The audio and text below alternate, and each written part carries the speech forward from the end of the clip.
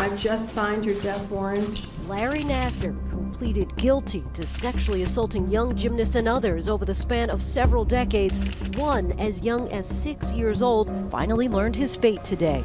Because, sir, you do not deserve to walk outside of a prison ever again. 40 to 175 years in prison, crime so traumatizing that when the former doctor for USA Gymnastics was escorted out, the courtroom erupted in cheers. When you heard the judge announce 175 years, what was your reaction? I was so happy because I know that he's never going to be going back out into the public, and he's not going to be able to harm another girl again. 17-year-old Stephanie Robinson says she also suffered sexual abuse at the hands of Nassar. It's been a process, learning how to deal with it and being able to talk about it. And at first I was really afraid to speak about it and even let anyone know that this has happened to me and that I was a victim of this. But now I know I'm a survivor. She testified last Wednesday, her father by her side. I am disgusted by your actions. May you never hurt or abuse another person again. Stephanie was one of 156 women and girls who testified at Nassar's sentencing hearing. You are pure evil. Over the course of the last 7 days. Without my knowledge or consent, I had engaged in my first sexual experience by kindergarten. You hid for years behind Olympic rings and a Spartan head, but there is now nowhere left for you to hide, Larry. I can't even put into words how much I hate you. More than 150 women have accused Nassar of sexual abuse. Among them, some of the biggest names in USA Gymnastics, including Gabby Douglas, Simone Biles, Michaela Maroney, and Allie Raceman. Treatments with you were mandatory. You took advantage of that. Lying on my stomach with you on my bed, insisting that your inappropriate touch would help to heal my pain. They're some of the greatest athletes on earth. And they're fearless, and they deliver when it's at the most important time in their lives, and yet they're so vulnerable. Many of these young women's testimonies so heartbreaking and difficult to hear, even Nassar himself broke down as some of his victims spoke.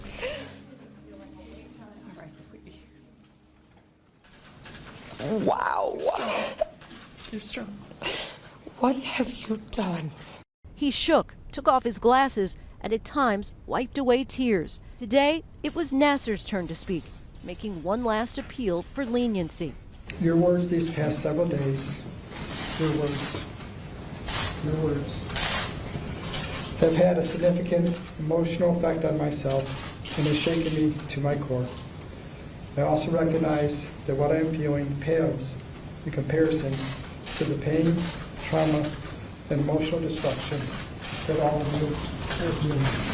But the judge wasn't buying it. To highlight his insincerity, she read out loud Nassar's own words from an earlier letter to the court. I want you to hear your words. In the letter, he claimed that the victims were after media attention and money. Hell hath no fury like a woman scorned. It is just a complete nightmare. Amid courtroom groans, the judge incredulously asked if he wanted to withdraw his guilty plea, but he wouldn't even utter the word. Because you are guilty, aren't you? Are you guilty, sir? I said my plea, exactly. The judge then tossed his letter in disgust. What was your reaction to hearing parts of his letter? That disgusted me. His apology to us was not sincere. How do you plead? Guilty. Last November, Nassar, who also worked as a doctor at Michigan State University, pleaded guilty to 7 counts of first-degree criminal sexual assault. His accusers say he would use his hand to penetrate them, claiming it was part of treatment. For all those involved, and that I'm so horribly sorry that this was like a match that turned into a forest fire out of control. And I pray the rosary every day for forgiveness for I want them to heal. The father of 3 was arrested in 2016 after this woman, Rachel Denhollander, went public with what she said Nassar did to her. It was just after my 15th birthday. I saw him for approximately a year, and he abused me between 10 and 13 times during that time frame. He penetrated me vaginally and anally. She filed a criminal complaint and told her story to the Indianapolis Star. From there, the floodgates opened. Within hours, we had women calling the tip line that was set up. By the end of the day, we had 12 other survivors who had come forward, and it's grown from there. We have over 160 now. Denhollander was the last to testify today. You have fashioned for yourself a prison that is far, far worse than any I could ever put you in. And I pity you for that. But for many, Nassar's sentencing is not the end. This is bigger than him. This is way bigger than him. This is about the institutions that protected him. And to reiterate all of the statements that have been said before me, everyone in the world should be outraged right now. Many claim that USA Gymnastics and Michigan State University turned a blind eye to Nassar's abuse. Who else at MSU had received reports of Larry's behavior and did not act? Who else helped contribute to the greatest sexual assault scandal in history? 3 members of the USA Gymnastics Board have already resigned, including the chairman, Paul Parilla. You see, Larry Nassar had more than one accomplice.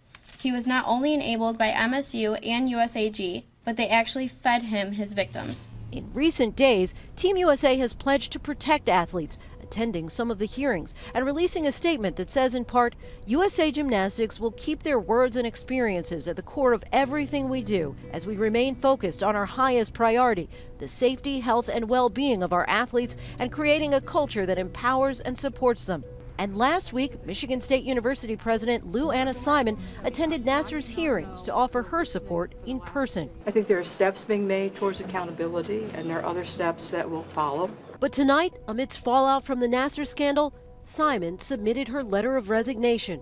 Hearing what these young women had to say and the horrors of it over and over again, the president of Michigan State could not survive that, and she should not have survived that.